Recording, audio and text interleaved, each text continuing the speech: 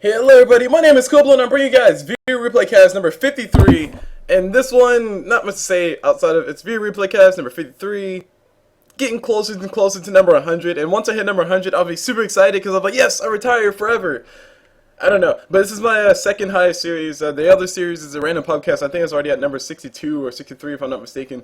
And I need to start casting more other things so I can get those to higher numbers too. But 53, I think that's a pretty big accomplishment. If you want to add up all my numbers, I think I posted about 212 videos as of this video. This will be a 213th video. A lot of those are other games too, like the Sunday Evening Cup series, which I definitely do love NA Dota for letting me cast those. It's nice consistent work, I'll say that much. And also it gives you guys something to look forward to on Monday, so you won't just see a random video. But anyway, all that aside, let me go ahead and hide this temporary duct tape. That, like I said before, it'll probably become permanent because I don't change things. I forget to. It's not that I don't want to. It's just that I forget to. So I definitely need to go work on that. I need to get up on my overlay game, if you guys want to say it like that. So this is a viewer replay cast sent in by somebody, and as always, it's the viewer replay cast. I'm not going to tell you guys who sent it in until the very end because the general assumption is the person who sent it in is probably on the team that won, and we don't want no spoilers here because spoilers are bad, and bad spoilers are bad. I mean, I'm trying to think of something intelligent to say there, but there's nothing intelligent there outside of spoilers are bad.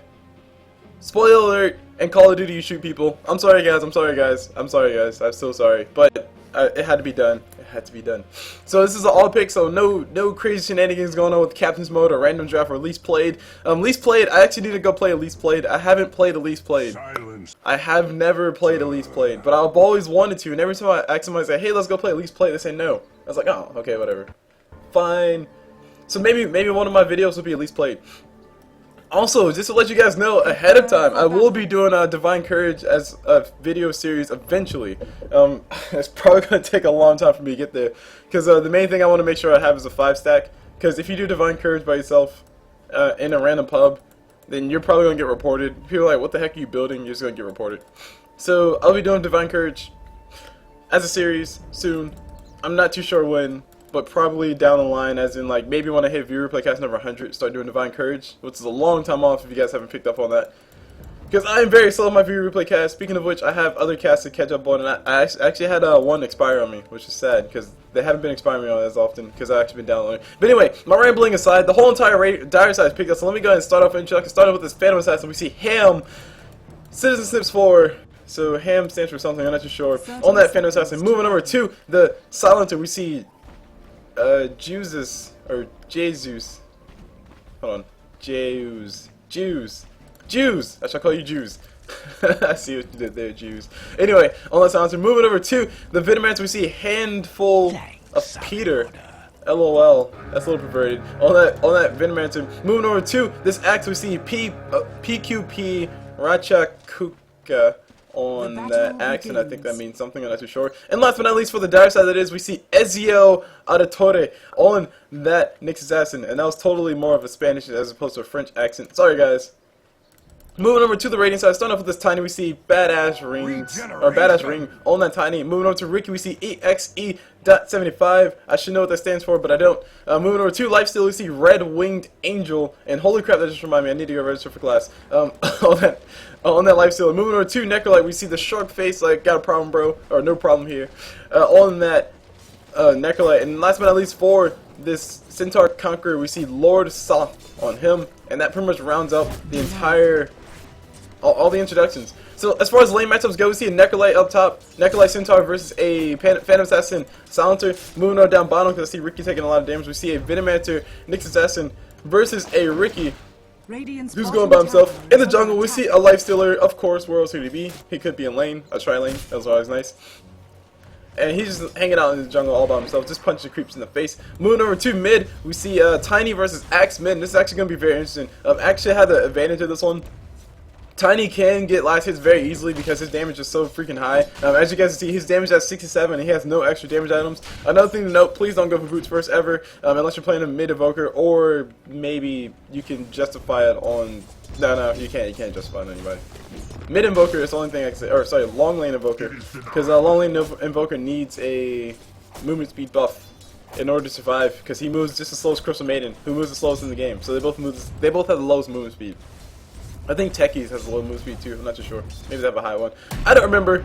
Anyway, up top we see a lot of damage getting done. Two citizens. Oh, sorry, not citizen. Phantasm might be going down. Necrolyte actually will be going down first. First blood does go to Centaur, and Phantasm does pop a healing out to heal himself up. So Centaur able to pick out the last hits. He does have 1 point inside of his.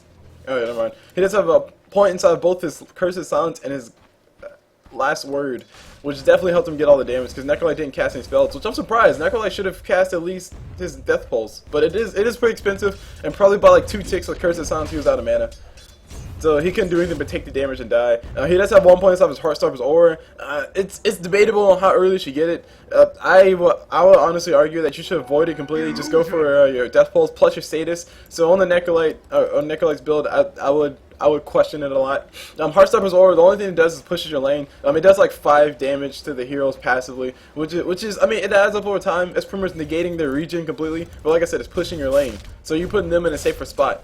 So as you guys see right here, Heartstarver's Aura is hitting Phantom Assassin for like 5 damage. Let me bring up the log. Oh jeez. Necrolyte hits melee creep for 1 damage. Necrolyte Axe hits tiny. Wait, what? I was saying Necrolyte. Hold on. I'm trying to look for a Necrolyte's Heartstarver's Aura. Anyway, my point being, this is passive damage to creeps, and we don't want that. Passive damage to creeps is bad. That means you're pushing your lane. So these creeps are losing 1 HP more than the enemy creeps are losing 1 HP more than the dire Radiance creeps are. So that means it's gonna push very slightly, but still pushing nonetheless. Radiant's middle tower is under attack. And also only does like I said, it negates regen. That's really about it at early levels. So hopefully he doesn't put any more points out Heartstarver's Aura. He only needs like maybe 2 points max. 2 points is pushing it a lot. 1 point, it's still pushing it. Just go ahead and go for your Death Pulse and your Status, because Status is Necrolyte's main form of regen, if you guys haven't picked up on that. Whenever he gets the last hit, he gets a whole bunch of regen. Meanwhile, down bottom, we see Riki go down. Venomancer able to pick up the kill on top of that. Poison Sting OP, that's all I have to say. We are seeing a carry-esque Venomancer. I really don't like carry Venomancer because I like to see support Venomancer, but it's working out for him. He really needs to turn his Basilius off because it's pushing his lane. I'm pretty sure his creep wave probably would have been right about there when Riki died if the Ring of Basilius wasn't on. Lifestealer is in the jungle. He has himself a Glove of Haste, and I was going to argue before saying Lifestealer would be another one who can go for Boots first, but that's not Boots first, that's Glove of Haste, because he can, oh, hold on, we see a little bit of damage getting done. PA walking a little bit too close. Cursed Silence getting thrown out. Centaur is out of mana, so he's going to take the full damage and the disable from that. And actually, no, Necrolyte is. Centaur is like, hey, screw that, I'm going to go just slap him in the face. And he slaps him in the face, walks away, getting that reflect on, or getting that return on. Necrolyte popping a Death Pulse, just trying to go for more damage onto it. And like if Necrolyte would have Status, he might be able to survive this. I think PA should be able to pick out a kill. No, she's out of mana. She needs a few more auto attacks. If she can get a Stifling Dagger, no, she needs 2 more mana, and there she finally has it, but it'll be way too late. Meanwhile, down bottom, we see Lifestealer, so we see Nick Stasson in a lot of trouble. We see Lifestealer going to be going out of all things, and we got Nick Stasson. Will he get denied? He's not going to deny himself. Riki's trying to get another Blink Strike. He will be able to get it if he can get a range. He's getting slowed. Venomancer is being so annoying with that Poison Sting, because Poison Sting does slow you. And it's also Orb of Venom. Oh my gosh, Orb of Venom Venomancer. Why? Why would you get Orb of Venom Venomancer? Oh my gosh. Alright. Okay. Orb of Venom on range peoples puts an additional slow of 3 or 4%. 4% additional slow does not justify 2 things. Well, I mean, the cost is not that bad, but it doesn't justify the whole entire inventory slot. Anyway, we got Lifestealer trying to go on top of Venomancer. He's not going to be able to get the kill, ironically. Venomancer just casually walks away as Lifestealer continues to chase. Will Venomancer be able to have enough mana for Poisonous Gale? He won't have enough mana for quite a while. Lifestealer taking a lot of damage from tower. He actually might be going down to the creeps. Creeps like, yo, bro, get away from my hero. If there was an Ancient Prophet, he would be TP down here to go for the kill, by the way. Anyway, Axe looks like he's going for a Blade Mail early. I can't complain too much about that. Blade Mail's cool on Axe. The only thing about Blade Mail is like whenever Axe pops his taunt, it does increase Axe's armor by 40%. Or sorry, not 40%, by 40, which pretty much means that he feels not any damage, or not any damage, not a lot of damage. Well, we got Necrolyte getting attacked up top. He pops his Death Pulse, heals himself up a little bit, does a little bit of damage around the corner. He finally does have a point inside of Status, so now he's getting some regen, some decent regen. It's not the best regen in the world, especially considering the fact he's not getting a lot of last hits, but you need Status to be pretty much on equal or higher level than your Death Pulse in order for it to pay off. Because Death Pulse costs a lot of mana. That thing costs a lot of mana, and the more points you put into it, the more damage it does, which is really nice, but it still costs a lot of mana. You see Necrolyte's mana pool is only 403. If Necrolyte would have had that point instead of Heartstopper's Aura instead of Sadist, he might be able to do a little bit more. Meanwhile, we got Venomancer getting a kill on top of Riki down bottom. Riki solo is not good at all. As you guys can see, hindsight 2020, of course. But anyway, we got Venomancer. She might be going down. Necrolyte trying to get a tick. Nope, never mind. Axe is able to get a spin on top of Necrolyte's head. Necrolyte does go down. Venomancer almost going down.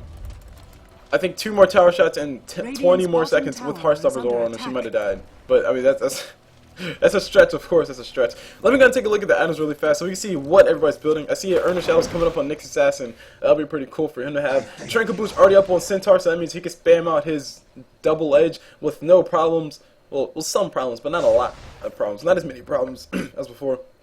Necrolyte looks like he's building Earner Shadows as well. I question that as I mean, of course, I would prefer to see Mechanism on Necrolyte.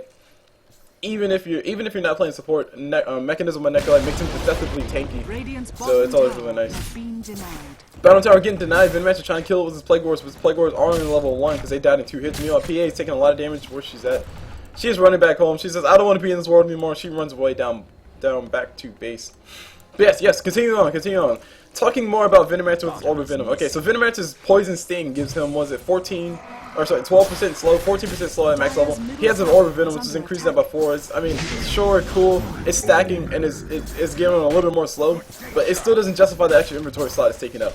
Yes, sure, Venomancer's not using all his inventory slots anyway, but later on, when he's trying to get his bigger items, it's going to get in the way. Meanwhile, we got Lifestealer getting his last auto attack off on top of Silencer. First kill for the Radiant side. So Lifestealer putting his team on the board.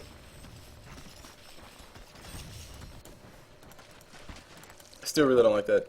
I mean, like Orb of Venom only costs like what, 205 gold or something like that. Something extremely low. I still don't think it's worth it, especially not on a ranged person. Now, see, if you're a melee, yeah, 275. If you're a melee person, it's really nice because it's 12% slow, which is 12% more than what you would have had, of course. And for Venomancer, it's 4% more than what he would have had normally. But he has Poison Sting, so you don't need more. Poison Sting is more than enough. 2 points in Poison Sting equals 1 over Venom for Venomancer, and he doesn't even have to use the inventory slot. So I really don't like it. What these guys can do down bottom between Tiny and Centaur is Tiny can toss Centaur in on top of Axe, and Centaur can throw a stun. But instead they're going to go for this. Nick's Assassin will be able to throw an Impale. No, he goes for a Vendetta crit right on top of Centaur's head. He goes down pretty easy. Tiny, will you be able to get the kill? No, he will not be able to get the kill, but the creeps might. Nope, the creeps don't attack hard enough. And that armor is pretty much what saves Axe's life. He had 5 more armor than what he would have had normally, and he survives, what, that's 30 armor? What was it, his? I don't know. And Venomancer gets a kill again. Wow, Venomancer's just killing stuff around the map. Where's Venomancer? Oh, he's killing Riki. Riki's not having a lot of fun. Riki's not having a lot of fun playing this game, guys. Meanwhile, Lifestealer, he's still in the jungle, farming out some creeps. He doesn't have his power trade yet. He should have him right about now. He's going to be hard-pressed to get much of anything. I don't know what the courier's doing over there, but it will be walking. Oh, never mind. This is Darius' courier. Nick's Assassin picking himself up. Hey, Earner Shadows. He's going to be pretty happy about that, but he needs to get a few kills for this to make it worth his while. Lifestealer is still in the jungle trying to farm out stuff, and like not really much is happening exciting-wise around the map. Silencer does have a point of his Glaive of Wisdom, which is nice. That means he can start stealing intelligence. So he's stolen 0 intelligence so far, so he just got that. But he has been involved in 2 kills, so. And now Necrolyte taking a lot of damage coming up from Silencer. Silencer will be just you know, shooting him away. And Necrolyte, he's level 6 too as well, so that's another thing to point out. Still think he needs more points to have status. He's going to be getting attacked, harassed around by Venomancer. He should be going down. Just 1 more attack is all he needs. Venomancer gets a kill. Feeling pretty confident about that. Feeling like a boss. Has power trades up, so he's pretty happy about what he has. Moving on down bottom, what does Riki have? Riki has a Quelling Blade and boots. He wants a lot more, of course. He wants his power treads. And Centaur, he has himself a Tranquil Boots. I think he's going to be going straight for Blink Dagger, which, I mean, will be really nice, but it's going to be a long run to go there. Anyway. Lifestealer inside of the creep didn't jump out, so he didn't get any heal, and he goes down. Earner Shell is purchased up by Necrolyte, and this is turned to a slaughter. It turns to a slaughter very, very fast, of course. I think it really has to do with the bottom lane going so bad for Riki. But then again, even that, I think honestly Centaur should have just went top, and Necrolyte should have went down with Riki, because Riki cannot do anything by himself. I understand the current like pub meta, where it's like, okay, 2 in one lane, 1 in the other, and 2 in the other one. but you need Riki to have some form of babysitting. Necrolyte would have been perfect because Necrolyte can do a lot of damage. Necrolyte can heal as well, and Necrolyte could have just passively ticked the guys down. He might have died instead of Riki, but that would be a lot better than having Necrolyte with the Urn of Shadows as opposed to having Riki with nothing. I mean, it's a big trade-off. It's a big trade-off. Meanwhile, Necrolyte running away from Axe. Axe is trying to say, "Hey, bro, come hit me, I dare you." But Necrolyte's like, "No, bro, none of that." And how much HP? Wait, what's it say? Does it say? No, it says losing a percentage on all. Finally, max death pulse, but he really needs to have more points of status. That's his regen. That's regen right there. He only has what, one more death pulse, and then he's out of mana. Death pulse does pop around. It does do quite a bit of damage, and now he has no ulti. If only he would have had an ulti, that would be a dead Nick Assassin. Meanwhile, we got an Axe coming around the corner. He will be able to taunt this Necrolyte. No, he decides not to. He wants to go for Lifesteal instead. Lifesteal is in a lot of trouble. He gets a taunt. Axe gets a taunt. There's a Blade Mail activated. Lifesteal's like, "Hey, screw that, bro. I ain't gonna feel none of that damage," and he walks away. Will these guys be able to kill him is a big question. Mana Burn thrown on top of Lifestealer. Lifestealer does end up hitting himself with that Spike Carapace, and Necrolyte trying to save his ally's life, but it won't be enough. Really needs mana for a Death Pulse. Axe ulti is up, but he's out of mana. And Riki's still level 5. He's not level 6 yet. Meanwhile, Silencer's level 6. That's a big thing to point out. He does have his ulti, so you can't use that if things do go awry, which these guys might want to go ahead and use it now. Tiny will begin the kill on top of Axe's ulti coming up for Centaur. These guys might be able to run in, charge in, and go for a kill. They will not be able to go in. Tiny getting disabled. And Venomancer's Plague Ward just doing a little bit too much damage around the corner. Stun coming up for Centaur. Centaur throws out double A's. Mana Burn thrown out from Nick Assassin to Centaur. And this is actually a really interesting thing to see. Because Centaur, he needs mana for his health stun, but he doesn't need mana for his double A, so he can still just punch you in the face and you'll die anyway. Which I think is hilarious. But he is building himself a pipe of insight. I really like this because there's a lot of magic damage on the side of the enemy team between Nick Assassin with his I think Mana Burn's magic. Yeah. Mana Burn impales magic damage, and if I'm not mistaken, so is Vendetta crit.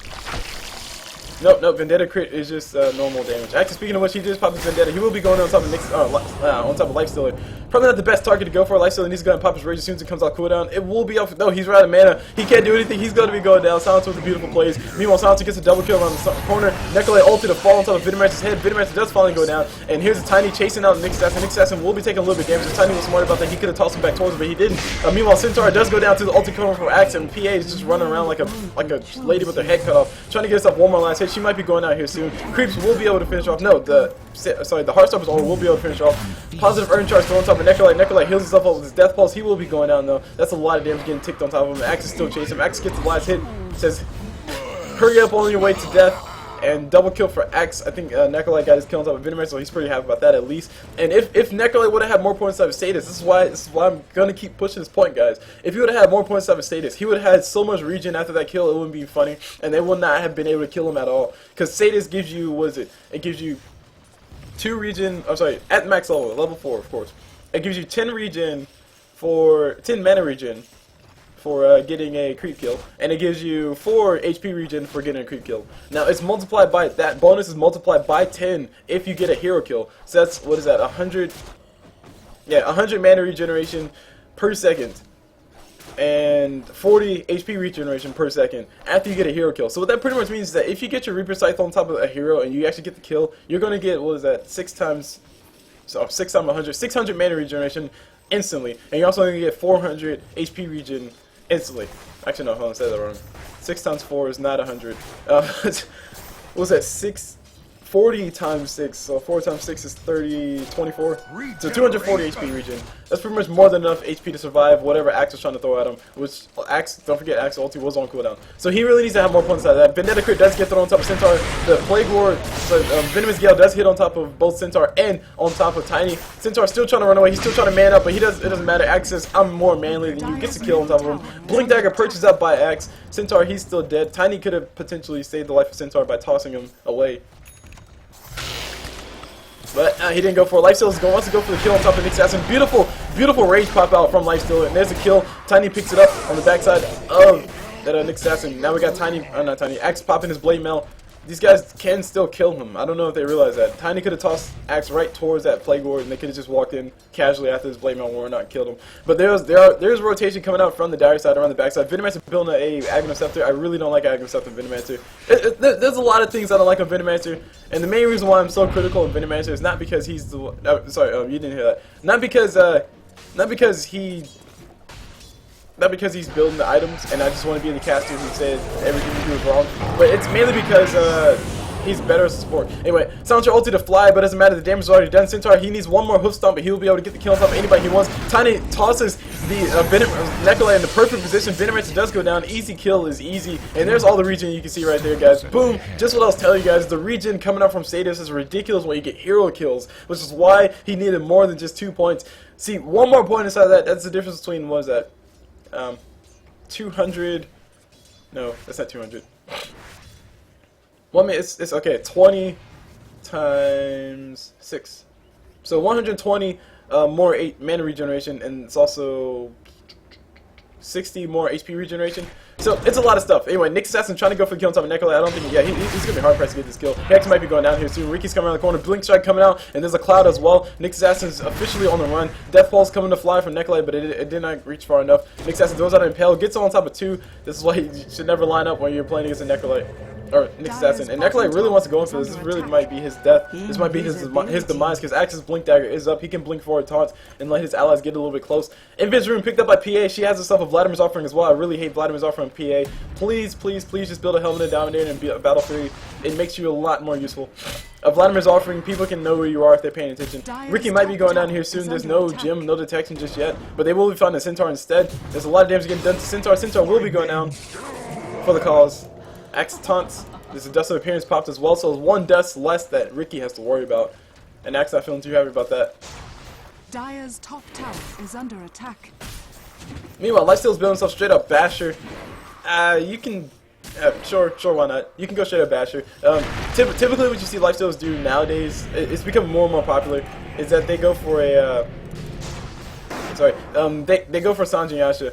And then they go into phase boots, and then it's pretty much built race car type Lifestealer where he moves fast as crap, so he can chase you anywhere and everywhere you go. But a Sanjin Yasha, Sanj is what I'm referring to more, so it can give you a lot of stuff. Lifestealer infests a creep, ally creep. You probably should infest somebody else. Axe jumps into the middle of the fray, and Necrolyte ulted to fly, and will be able to get the kill on top of Axe, but it doesn't matter. Necrolyte still dies around the corner to Silencer. A double kill coming out from Silencer, Vendetta crit coming out from Nick Assassin. He says, screw your rage, bro, I'm gonna still kill you.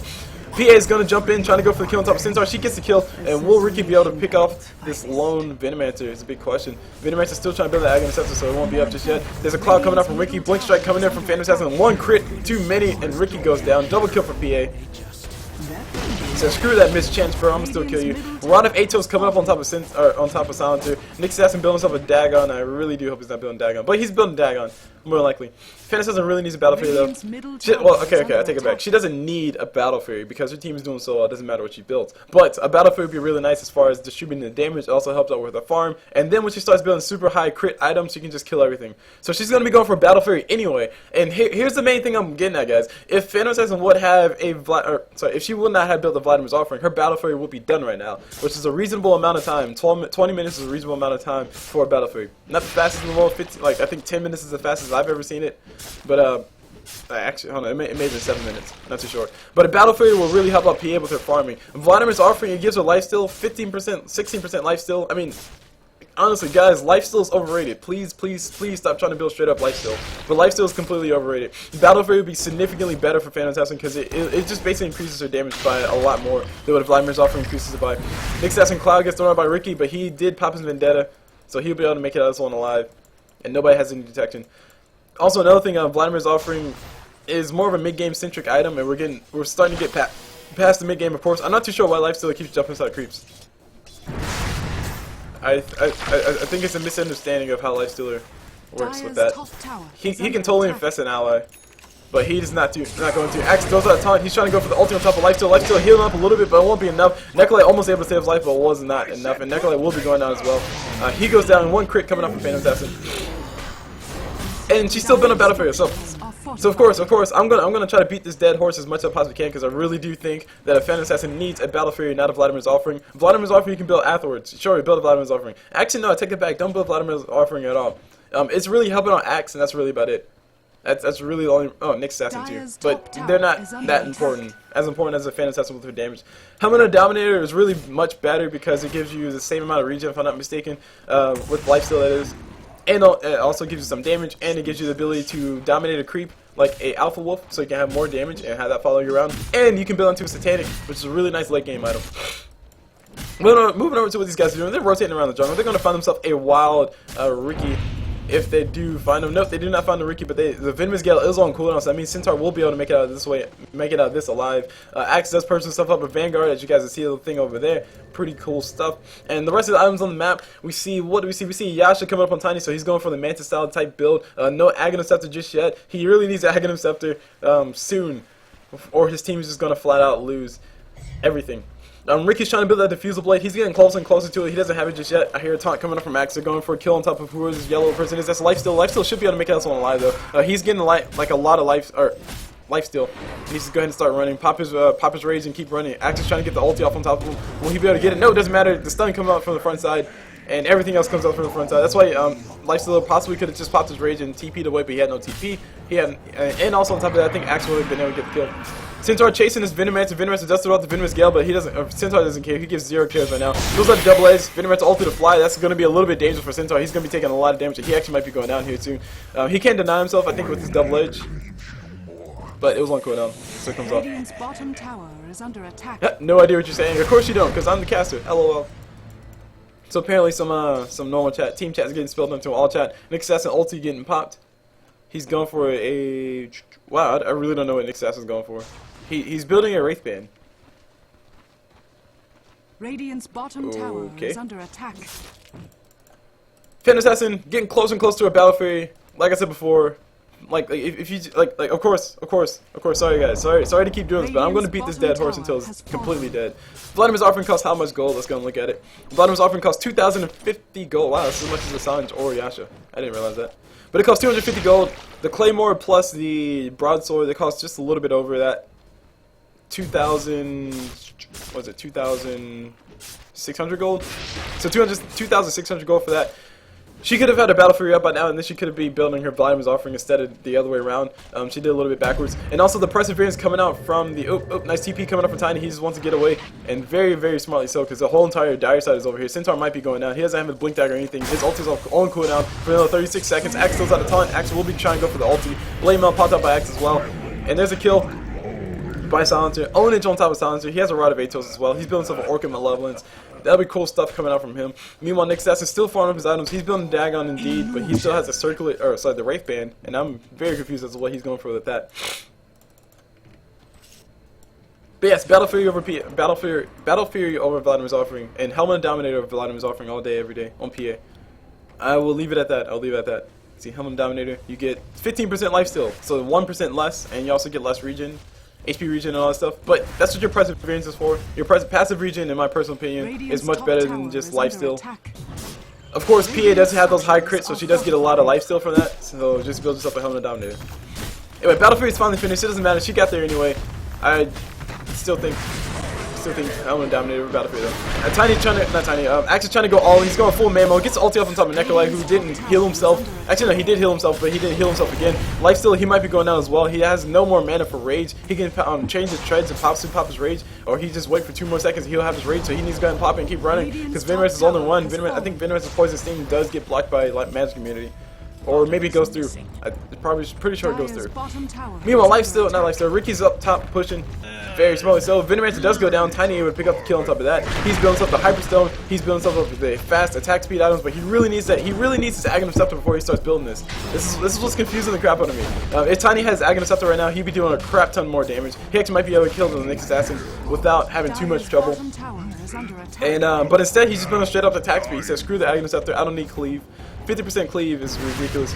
Actually, no, I'll take it back. 50% cleave is redonkulous. That's the way you put it. So if you look at this, there we go. Cleave damage is reduced by armor type, but not by armor value. Cleave damage. Oh wait, no, that's not what I want to see. There we go. Scepter bonus range. It increases the Tiny's attack range to essentially the range of TA. I think the attack range of TA, if I'm not mistaken. Of course, I might be wrong on that. 50% cleave coming out from the auto attacks, and also additional damage to buildings, which is what these guys need, because they need to just push the crap out of everything. And also toss bonus damage. That's always nice too. What's it? Wow, really? 50% toss damage? What? Oh, his ulti. His ulti gives him 50% toss damage. But Scepter gives him 80% toss damage once Tiny hits level 16, which he is officially level 16, so that's 3 points to his ulti, if he decides to go for that. Yep, he's officially grown up. He's all grown up. And now he starts building. Zag. So this is kind of like Venom Assassin. Well, what Tiny's experiencing. It's the same exact thing, same parallel stories. Tiny needs his Aghanim before he starts building a whole bunch of attack speed. I can understand going for a Yasha instead of building your Aghanim completely first. But quite frankly, I would stress that Tiny should build his Aghanim as soon as he possibly can, because the faster he has it, the more his team can do later on. And actually, he might be going down here soon. The Yasha did delay his Aghanim by, what was that, 2,050 gold? Or actually, sorry, 1,050 gold. Anyway, we got Necrolyte about to be getting melted. He can turn on throw his ulti if he wants to, but I won't really be able to do anything. Oh my gosh, look at the damage coming off from Tiny. If he had Aghanim, holy crap, that would be a lot more damage. Lifestealer will be going down as well. Riki able to pick up the kill on top of that. Actually, no, nobody able to pick up the kill on top of that. He just died. Fast is building himself a BKB, very nice item. Meanwhile, Axe gets an ulti on top of somebody. I didn't see who it was, but he's going all in. He's going full man mode. He's going full retard. Lifestealer can jump inside a creep right now to save his life, or he can just continue to run. I don't think Axe will be able to do anything. Actually, no, Axe is a blink dagger. Lifestealer does very smartly buy up his items. It's 6 more seconds. He actually stops moving, and he goes down.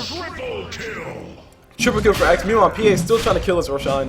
And like I said before, guys, Helmet Dominator will do the same exact thing that Vladimir's offering doing for PA. The only thing it doesn't do is it doesn't give her the additional armor and mana regeneration, but she doesn't need it when she has a Battle Fury. That's more than enough HP regen and mana regeneration.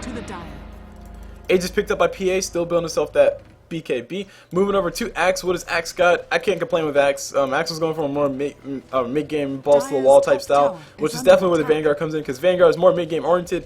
And for all those wondering, hey Cool Blue, why do you keep saying blah blah blah mid-game oriented, blah blah blah mid-game oriented? And I'll tell you guys this. I'll explain to you guys in this way. Mid-game oriented items are the ones that give you like some sort of cheap form of protection or damage that doesn't really scale that well into late game. Now for Vanguard, Vanguard's a very, very easy case to explain. Long story short, Vanguard only blocks 40 damage for melee people, as you guys see right there. It has a 70% chance to block 40 melee damage. Now the reason why this is mid-game oriented and not late game oriented is because, let's look at it this way. Early game, everybody hits for about, let's take a case of Tiny, because I remember that one specifically. Tiny hit for 67 damage at the early game. At the very early game, Tiny hit for 67 damage without any extra bonus damage. He might have leveled up once, I don't really remember, but that's all it was, right? So 67 damage is what Tiny hit for. If you block 40 of that 67 damage from Tiny, Tiny's only hitting you for 27 damage, which is not a lot. Now, let's go into late game right now, where Tiny's hitting for how much? Tiny's hitting for 274 plus 3, so 277. Sorry, hold on. Hold on, we got Tiny. Tiny almost going down. Tiny just able to make it alive. Hold on. Hold that thought, guys. Fantastic will be able to finish with Tiny around the backside, unless he gets a lucky stun with his crack exterior, but nope. Doesn't count. And there's Centaur. Centaur saying I'm still here. As yes, if you guys are wondering what's going on, basically if you don't collect XP within 5 minutes in this game, you will get an abandoned. And PA might be going down. Nope. Riki, what are you doing? Oh my God, Riki, why you stop attacking? Riki, why you stop attacking? Nature's way. Anyway, moving back on Axe, because that's what we were talking about before we saw that happen. And I totally didn't cast that correctly, guys. Sorry. I just basically looked at it, watched on while you guys were watching on. Anyway, apologies. If Axe blocks 40 damage coming up from Tiny, and Tiny hits for what, 277 damage, then I mean blocking 40 of that damage, you're still gonna hit Phil what, 200 and I can't do math fast enough. Hold on. I know it. 237 damage. There you go. So Tiny's still gonna hit you for 237 damage, which is still a lot. And blocking 40 damage to that's nothing. I mean, you can block 40 damage to that all you want. That's not gonna count. I mean, it doesn't even matter. So that's why Vanguard's more mid-game oriented, because in the mid-game people are still trying to build the bigger damage items to still have bits and pieces. Like if you take a case of Phantom Assassin, she didn't have her Battle Fury, she didn't have her BKB, she didn't have her Javelin, she only had a Vladimir's Offering, which is increased her damage by like a teeny bit. So she was probably hitting for like maybe 100 at best. Vanguard would be a really nice versus that. Because when you block 40 damage from somebody who is for 100, you're only feeling 60, and you have a lot of HP anyway, so it's not that much. Which is why Vanguard's more mid-game oriented item. Late game, it scales off very horribly, because, I mean, everybody can stand up to that damage. And when Lifestealer looks like he will be going to Axe can turn around and throw his ulti, there we go, he will throw it. And there's ulti coming up from Necrolyte, it will be killing Axe, very nice. Soul booster coming out on top of Necrolyte. I thought he was going for Axe, but he wasn't. Radiant's You know, Tiny's trying to go middle for the kill on top of Venomancer. All he has to do is throw out a stun, and that's pretty much a dead Veno, or throw a toss, either one. And more gold for his Aghanim Scepter. That's what he said. Anywho. Yes, late game item, late game oriented items. If you guys want to know that, so I can follow up on the backside of that. It's pretty much any item that gives you armor, as opposed to ones that give you damage block. Because damage block is flat, damage block doesn't change. Armor changes percentage wise. So for every 1 point of armor, you get 6% increase or 6% decrease in the incoming damage that you feel from physical attacks, of course. So if you have 100 armor, you're feeling. Okay, let's not do 100. If you have 10 armor, then you're feeling 60% less damage to Riki. Riki, get your items, bro. Dude, Riki, what the heck? That courier might die because of you. Blunder's often purchased up by Riki, and actually the courier. Oh my gosh, will the courier die? If I was Nick's assassin, I would just pop Vendetta, kill the courier, and then run away. Or even if I died, I wouldn't care. I got the courier. Yeah, Riki almost cost him the life of his courier just because he decided not to collect his items. And he has Vladimir's offering. On Riki, Vladimir's offering on Riki, I would still say that it's a horrible thing to do. But he does have a diffusal blade, so it's excusable. The reason for that is because diffusal blade is a orb effect. Vladimir's offering only gives you aura, and if you guys know the mechanics of Dota, you can only have one aura. Oh, sorry, multiple auras of the same descent don't stack, and also orb effects don't stack at all. So you can have only one orb effect. And if Riki would have got a lifesteal from some other source, he would not be able to get lifesteal anyway. Lifesteal does go down, easy kills, easy. Riki throws out on cloud just to make sure the rest of his team can run away. I don't think it'll be enough. Necrolyte still might be going out. Axe has another blink in another, what, 1 second? No, he has another blink now. He's actually going to go ahead and throw out the taunt. Necrolyte could just turn around, throw the ulti and try to go for the kill on top of Axe, but it won't be enough. He still goes down. Necrolyte still goes down. And Axe is building a Radiance. Or he's building an A-Blade. One or the other. Radiance, or not Radiance, Aegis reclaimed in 30 seconds. PA hasn't really came close to dying just yet, so she's fine. She doesn't care. That's one extra slot she can use for something else. She's building an A-Blade of her own. Moving on down bottom, we see Nick's assassin going on top of Tiny. Tiny really needs Aghanim Scepter. If you want to look at it like this, guys, if Tiny would have not built the Yasha and built the, or just kept the Blade of Valkyrie instead, he would have his Aghanim Scepter right now. Actually, he would have had his Aghanim Scepter a long time ago, because his Hyperstone is essentially delaying his Aghanim Scepter by 2 pieces. Because Hyperstone costs 2,100 gold. Each piece of the Aghanim Scepter, excluding the point booster, costs 1,000 gold each. So that could have been an entire Aghanim Scepter a long time ago, which would definitely help out in all these fights, because Tiny can be doing some crazy massive cleave and killing everything. Anyway, team fight happening around the corner. We got Axis going full man mode, trying to do what he can. Venomancer ulti did pop and is doing a lot of damage. Axis uses ulti on top of somebody, and they're all running away. Meanwhile, Tiny's the last one running. Will he be able to make it alive is a big question. Necrolyte is going to body block him like a boss for a few seconds. And there we go. Aghanim Scepter purchased up by Tiny. A very late Aghanim Scepter at that. And he officially has all his damage. Now he's pretty much at the point where you want to see a Tiny at, but his team has lost so much already that it really doesn't matter. But if he would have had the Aghanim Scepter like, let's say 7 minutes ago, if he would have had the Aghanim Scepter 7 minutes ago, he possibly could have completely turned around the fight, got 2 towers with his team, and of course hindsight's 20/20. But I mean, just look at the damage coming out from Tiny right now. It's crazy amount of damage. He's killed the entire creep wave in like what, 5 auto attacks, as opposed to focusing each one by one very slowly. So pretty much, Venomancer is going to die every time Tiny shows up. Actually, no, I take it back. Shadow Blade upon Venomancer. Actually, even with the Shadow Blade, Tiny can still kill Venomancer. Cleave OP, cleave OP. So now all Tiny needs is a Daedalus, and he can pretty much kill everybody. Oh, sorry, Metzal and a Daedalus, and he can pretty much kill everybody easily. The only thing about it, though, is that his team is down by one whole entire person, and the whole entire dire side is still building up their big items. Axis has a Radiance. We got one Abandon coming out from, like I said, from Centaur. They can sell his items if they want. Really not too sure why Centaur just gave up. I honestly think he was just waiting to collect gold to build up his big item and then jump out and just kill everything. But like I said, if you don't collect XP within 5 minutes, like if you collect 0 XP in 5 minutes, then you're gonna get an abandon. They're gonna count it as abandoned. So that's why he needed to hurry up and collect XP. He was just hanging out inside his fountain, so there's no XP coming there. Nick's assassin will be chasing this Tiny who's running around the back corner. While Nick's assassin appears, will Nick's assassin be going in for it? If he does decide going for it, he will die promptly afterwards. He's just scouting out for his team, letting everybody know, hey, there's Lifestealer over here. Lifestealer will be running into the wrong neck of the woods. Stand still for a few seconds. I think he's waiting for Rune.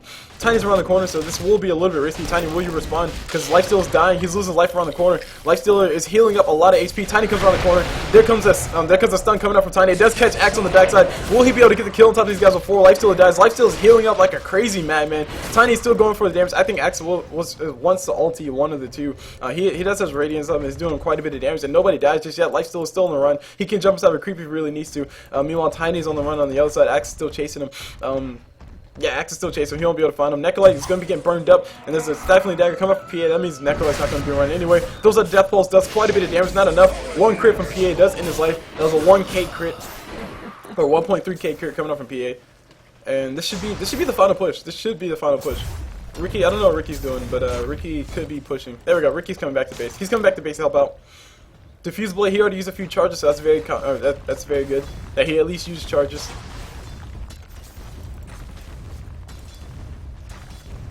And the middle towers are going down. Tiny going for a stun.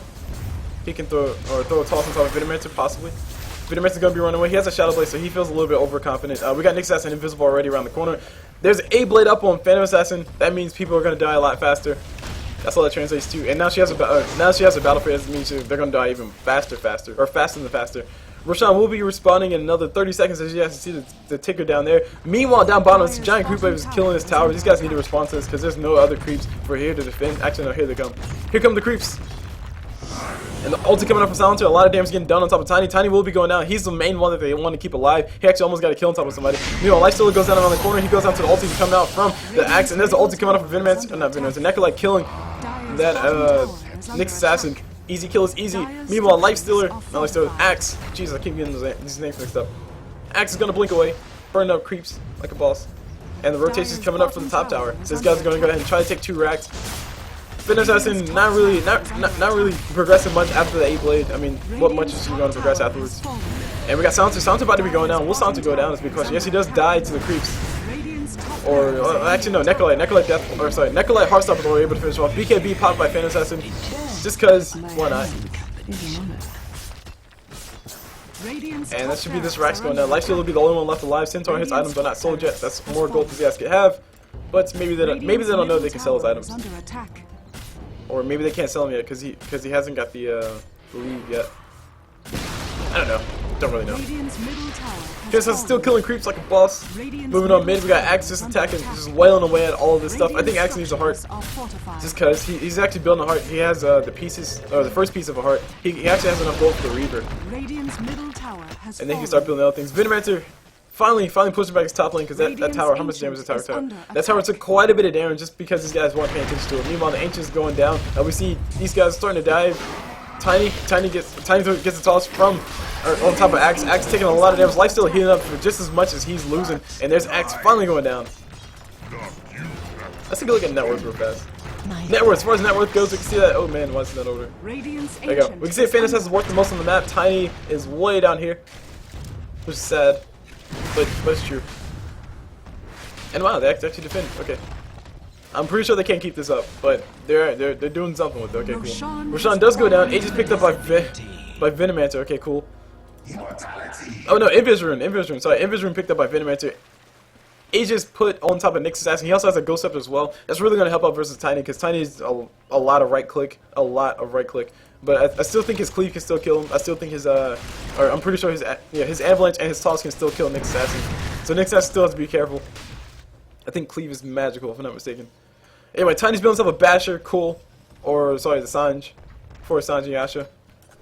I like Mantis style. Bloodstone purchased up by Necrolyte. Woohoo, his biggest item. As far as things to say about this, Aghanim sets are better. LOL. That's all to say. But he does have Bloodstone, so at least he has something. He can kill himself if he needs to. And he'll also heal his allies for, was it 8 times something? 400 times 3, or sorry, whatever that is. We got Lifestealer just pretty much going down. Easy kill is easy. We got the ulti coming up from Necrolyte on top of that Silencer. A lot of regen coming towards Necrolyte. He's actually gonna run back to the fountain because he wants to.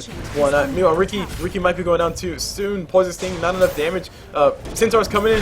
These guys are using Centaur. Nick Assassin picks up the kill on top of Riki. LOL. I'm pretty sure Riki's pretty pissed about that. Ancient does finally go down, and that's the end of the game. GG, well played, getting thrown all around. And yeah, okay, so that was that was an interesting game. I'll say that much. So this game was sent in. This game was sent in by the Phantom Assassin. So thank you, Citizen Snip, for sending me this game. or sorry, Citizen Snips 4, Ham, or Ham Citizen Snips 4, yeah, whatever you want to call yourself this week. Thank you for this game. This was a very interesting game from you guys' from you guys' point of view. As far as things to say about your build specifically, I've talked about it extensively during the cast. Build a Battle Fury before you build anything else. Actually, no, I take it back. That's a bad thing to say. Build a Battle Fury before you build a Vladimir's Offering, or actually build a Vladimir. Make sure Battle Fury is one of your first go-to items. There you go. That's the most correct way to say that. Because of course you have to adjust to the situation. Sometimes you might need to build Tranquil Boots first. Sometimes you might need to go for, I don't know why, but sometimes you might need to go for the Void Stone instead of going for the Ring of Health, or you might want to go for the damage first on the Battle Fury and then transition to the Perseverance later. All in all I'm trying to say is Lifesteal is overrated. I should repeat, Lifesteal is overrated. Especially early on. You had a Vladimir's Offering at what?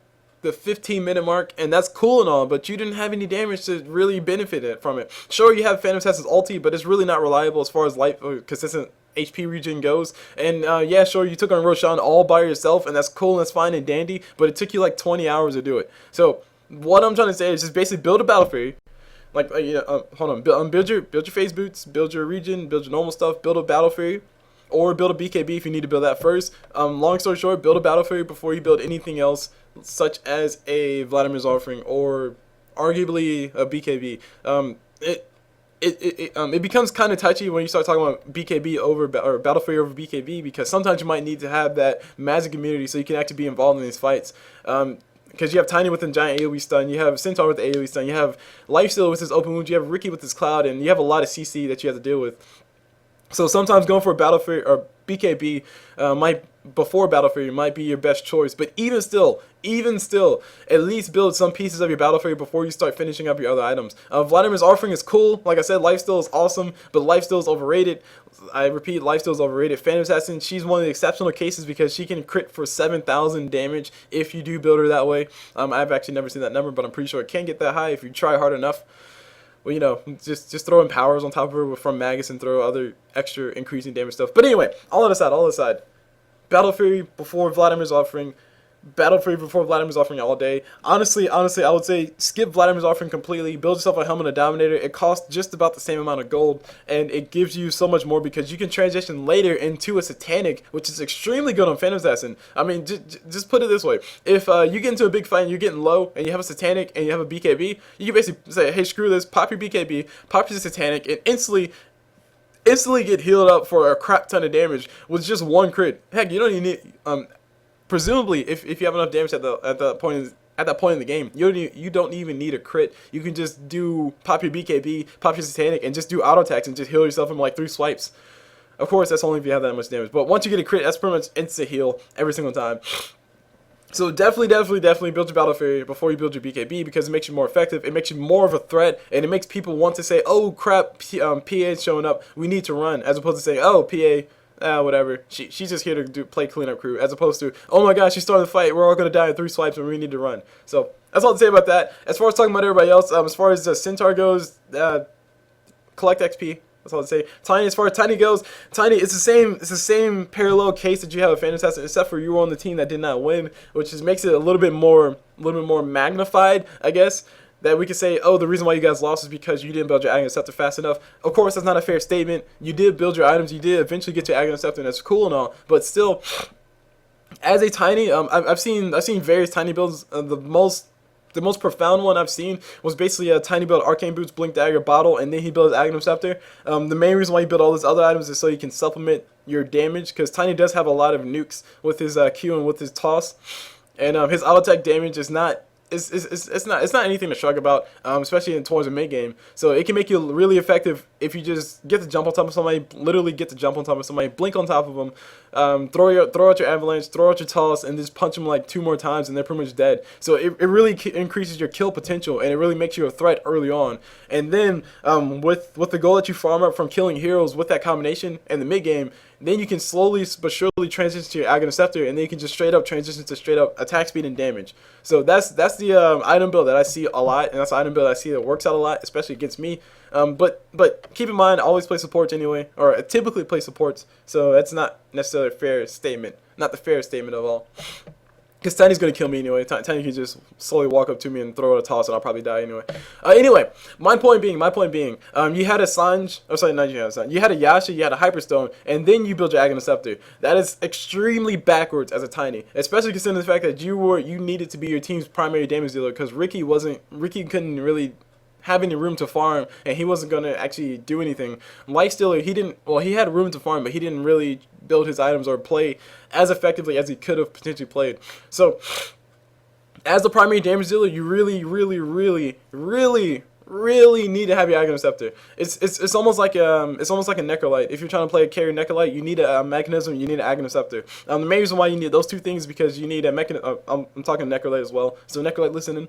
You need a mechanism because it makes you deceptively tanky. What that basically means is, I actually had a case where this happened to me before. Basically, it was me versus Lifestealer, if I'm not mistaken. I was in the top lane, and I had myself a mechanism. And power trades and I don't know, maybe some iron branches or a magic wand. I don't remember exactly what I had, but I just know I had mechanism. I had power trades, and I'm just going toe to toe with Lifestealer. He's open wounds and doing all this stuff, rage popped and all this stuff. And I'm just like hitting him in the face, and I'm getting extremely low. And Lifestealer's like, oh, like Lifestealer's about 25% HP. He's like, oh, I can get this kill, a few more auto attacks. So he starts continues attacking me, and then instantly I pop my mechanism. I go straight up back to like 300 HP or something like that. Lifestealer, he's consistently taking damage from not only Heartstalker's aura but also my auto attacks and also Death Pulse because I'm spamming the crap out of that. And then out of the middle of nowhere, Lifestealer's like, oh shoot, I'm starting to lose this fight. He turns around and starts running. I throw my ulti, he's dead. So the mechanism changed that entire thing. Mechanism, like I said, it makes you deceptively tanky as in it gives you some nice burst heal, which is really good, especially as Necrolyte because you have your Death Pulse as well, and also gives you some really nice stats as well. Mechanism, I can't, nobody built the mechanism, so I can't check the numbers exactly. Actually, I can look it up. Let's go ahead and do that. Because this is important. It's an important point to make, guys. It's the same reason why Mechanism is good on OD as well, or Outward Destroyer, or Outer World Devourer, or Obsidian Destroyer. I don't know, whatever Valve wants to call them this week. So let me go type this up. Mechanism.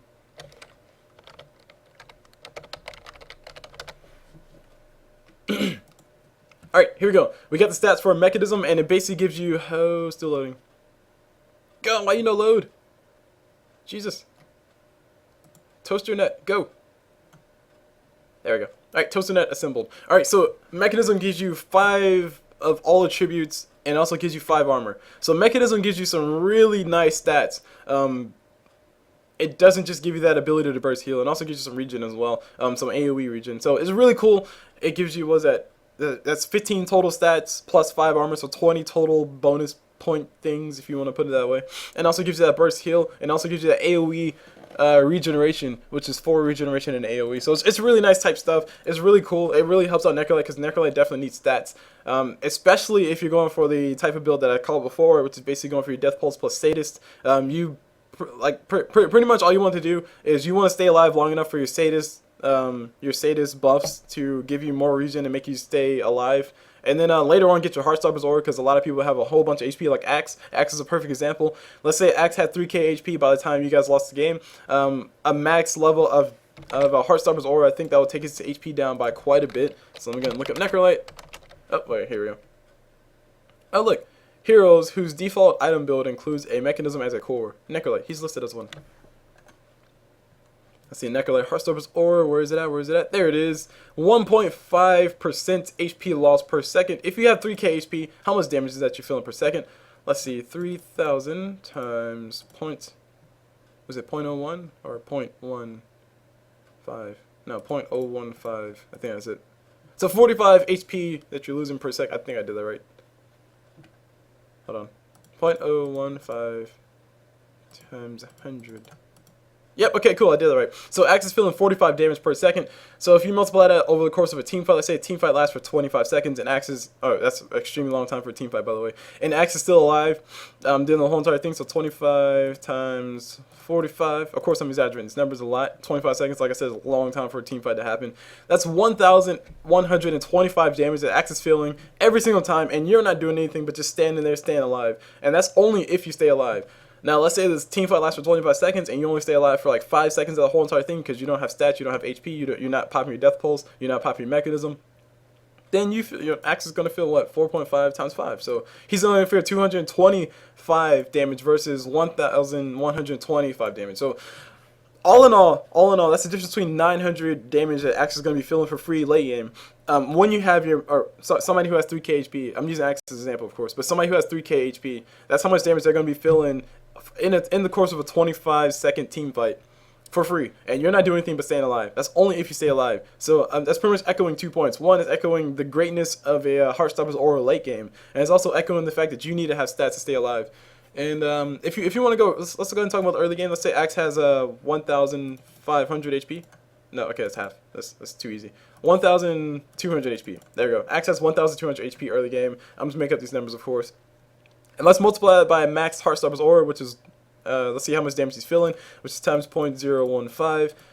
That's 18 damage he's gonna feel per second. I mean, that's still, I mean, it's 1.5% of his HP. That's still the same percentage, and it's still damage and all. But I mean, that's not worth it. That's what I'm trying to put out. You can do significantly more damage with just your auto attacks. I mean, it just comes down to that. But late game, Heartstopper's aura is really nice, especially when you're staying alive for long periods of time. Anyway, so I'll end it at that. As far, wait, no, actually, no, I can't end it at that. That wouldn't be fair. Moving on to Lifestealer. Lifestealer, yeah, I can't necessarily say anything too intelligent about Lifestealer. I would say go for the build that I see all the time, which is, I mean, I'm drawing a complete huge blank on Lifestealer. Build yourself a Phase Boots and Sanjiasha and see how it goes.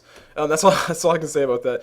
Riki, as far as Riki goes, Riki, you need to be a lot more defensive early game. You guys really needed a rotation from one of your supports to the bottom lane. Of course, I can say this very confidently afterwards because I know the results of what happened when Necrolyte didn't rotate down bottom to help you out. But during the game, I totally ignored it completely because I was more focused on the top lane being so exciting and awesome. But you did die a lot, so even if you're suicide or even if you're safe playing solo, just be very passive. Just stay back and collect XP. It's pretty much you're going to be playing the off lane. It's pretty much like you're playing the off lane where you're not going to get any farm. You're just going to stay there and collect XP. So just play in that mindset, and you should be fine. Because all Riki really needs is just a few levels, and then he can pretty much kill everybody. He can pretty much start farming up a kill here or there, and then start roaming and then get a kill here or there, and then start building his big items. But even that said, even with that said, yeah, Riki does need farm because he wants his diffusal blade. Moving on to Venomancer. Venomancer, I really don't like the Orb of Venom. Please do not build Orb of Venom. Oh my gosh, Orb of Venom. Please don't build Orb of Venom. It's redundant. It's redundant in the sense that, yeah, sure, it's giving you 4% more in your slow, and it's doing 3 extra damage for 3 ticks, so that's 9 extra damage every time you auto attack somebody. But I mean, do you really need an Orb of Venom when you have Poison Sting? It's beyond redundant. It's redundantly redundant. I mean, it's I don't know how else can I put that. Just don't get an Orb of Venom. That's doing 2 things. One, that's causing you to delay whatever else you're trying to build by 275 gold, which is not a lot, but still, that's the difference. That's a hero kill essentially, especially early on. Not including First Blood, but that's essentially a hero kill. So that's delaying all your gold by a hero kill, and you got 9 kills. So that's 1 kill that you could have just marked off your list because it doesn't matter anymore because you have the Orb of Venom, and it's also taking up a whole entire inventory slot. So instead of you building your Yasha and then building your Shadow Blade and then building your Mantis Style back at base, you could have potentially had the ultimate orb for your Mantis Style, assuming you had that in your inventory, of course. You could have had that inside of your assuming you had that inside your stats, you could have had that inside your inventory right now, and that'll give you some more stats for survivability, they'll give you some more stats for damage, they'll give you some more stats for your mana, so you can actually pop your ulti when a big team fight does happen. It just basically increases your... It's more beneficial to you, as opposed to Orb of Venom, which gives you 4% slow. I mean 4% extra slow. Do you really need 4% extra slow when you have Poison Sting? Poison Sting at max level gives you, what was it, 14% slow? So if you want to add those numbers, let's assume they stack, because I really do think they stack. You get 14% slow plus 4% slow. That's 18% slow. That's I mean, sure, cool, 4% more, but I mean, it's if you guys can see my expression right now, I'm just like shrugging my shoulders, just trying to figure out what's going on. So Orb of Venom on Venomancer, please do not get it. It's not worth your gold. 3 extra poison damage for 4 seconds. That translates to 12 damage, not 9. I'm sorry, I did that number wrong. But still, your Poison Sting is significantly better because 1, it only costs 2 skill points. Okay, it only costs a skill point, which is, yeah, sure, that's a lot. It's pretty valuable, but it only costs a skill point, and 2, it gives you more. than what a Orb of Venom gives you. It gives you more damage over time. It also gives you more slow over time. And that's all I'll say about that. Please just don't build Orb of Venom. Also, another thing, I really like seeing support Venomancers as opposed to carry Venomancers, but I am extremely impartial to carry Venomancer because I like playing support Venomancer myself. So, of course, I have a lot of bias in that. So, I'll just leave it at that. Just please, the Orb of Venom, please don't. Please stop. Anyway, moving on to Phantom Assassin. Like I said, I talked extensively about you, so I'll leave it at that. Just listen to what I said earlier. Silencer.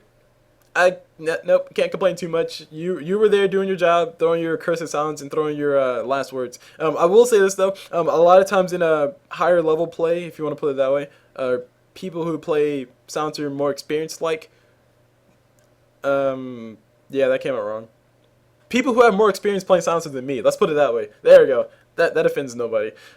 They typically have no points inside the Curse of Silence because Curse of Silence early on, yeah, sure you can burn mana, it's cool and all, but it's versus Last Word, it's not as powerful, and versus your Glaive of Wisdom, which increases your damage, when you put more points inside of it, it's not as valuable. So Curse of Silence, cool and all, but early on, so not early on, but you could potentially do more if you just don't get a point inside of it at all. And I'll just leave it at that because I can't really speak from experience because whenever I play Silencer, I do try to play support Silencer, and it's not as fun because Silencer can't do anything but pop his ulti and die. Whenever I play him, at least. Sad days, I know. Sad days. But just keep that in mind. Just keep that build in mind. Go ahead and look up a few guides if you want to, because I can't. The guys will tell you much more than I can actually tell you about that, as far as logic goes behind that. Moving on to Axe. Axe, you built your stuff. You built a Blink Dagger. You built yourself a Vanguard. You built yourself a Blade Mail. I mean, I can't complain too much. You were doing really well with your ganks and stuff, and you're just being as annoying as possible, which is what Axe is all about. Axe is just there to kill. That's all Axe wants to do. And holy crap. But anyway, but you build a Blade Mail. I will comment on this again about the Blade Mail. Keep in mind that your Blade Mail does reflect damage, which is cool. But whenever you pop your taunt, which is what you typically do with Axe, you pop your taunt, pop your Blade Mail, they do more damage to themselves. Cool. But when you pop your taunt gives you 40 extra damage, which basically increases or decreases the amount of incoming damage that you feel by a certain number. And I think it actually caps at a certain limit, but let's go ahead and assume that it doesn't cap at anything. So for every 1 point of armor that you have, you effectively increase your effective HP from physical attacks, of course, by 6%. So that's 6 times 6%, so 0.06 equals 2.4%. So that's how much you're reducing the incoming damage that you're feeling. That's what was that 240%? I think, yeah, 240% is the amount of reduction that you're decreasing the incoming damage from. Now, let's say somebody hits you for 100 damage, and you're reducing it by 2.4. I mean, you're pretty much healing them. Well, okay, you're not actually healing them, but you're reducing it by quite a bit. So let's do 200. Well, hold on. I'm gonna do this.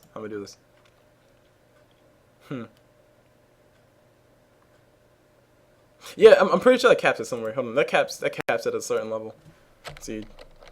Let me go ahead and make sure I have the right numbers. And my computer's being so laggy. Computer, why you not lag? See, Dota 2 armor, and the armor caps at. Okay, it caps at 71.0% damage reduction. Or, no, wait, no, hold on, what? That's odd. Okay, it caps at 60 damage reduction. So it caps at 60 damage reduction. It doesn't go any higher than that. So 25 armor is what you need to get to that level, which basically says the number scales, like it scales exponentially. Or wait, no, not exponentially. It's a little curvy graph thing. You guys can look up if you really want to. I'll link it if you guys want me to, but I won't link it unless you guys ask me to. Anyway, or you can just Google it. Just Google Dota 2 armor, and it'll tell you all the fancy numbers behind it anyway. So you're reducing the incoming damage by 60%, if I'm reading this correctly. So what that means is that you're going to be feeling 60% less damage, and the way Blade Mail works is that it reflects damage after reductions. So that means you're reducing the incoming damage by 60%, and then you're reflecting it back to them. So they're only going to feel 40% of the damage that they dealt. So let's say Lifestealer hits for 100 damage, and he's punching you in the face while you pop your Berserker's Call, and you also pop your Blade Mail. Lifestealer is only going to be feeling 40 damage. Keep that in mind. I'm not necessarily saying stop building Blade Mail and Axe. I'm just saying just keep that in mind. whenever you pop your stuff, you're not going to be reflecting the full amount of damage because you pop your taunt and then you popped your blade mail. Now, if somebody's attacking you anyway, you can just pop your blade mail. They'll feel the full damage, and that'll be pretty cool. Anyway, so I'll pretty much end the... Wait, no, Nick Assassin. As far as Nick Assassin goes, No, I don't have any complaints. You were down bottom with Venomancer killing Riki all the time, so I mean, whatever. You guys had a fun time down bottom. I can't say anything outside of I don't like Dagon. That's all I can say. That's all I can honestly say about Nick Assassin. I don't like Dagon. That's all I can say. Oh no, race ban. Race ban's confusing. I don't know where you're going with that, but those are the only two things I can really say. So I'll leave it at that. My name is Cool Blows. Bunch of guys. View replay cast number 53 or 52, 50 something, some number or another. Yes, 53. Cool. I called it right the first time. I hope you guys enjoyed the cast, and I hope I said something intelligent enough to make you guys respect my calls in the game. Hopefully they made sense. Anyways, I'll leave it at that. Hope you guys enjoyed the cast. I'll see you guys whenever.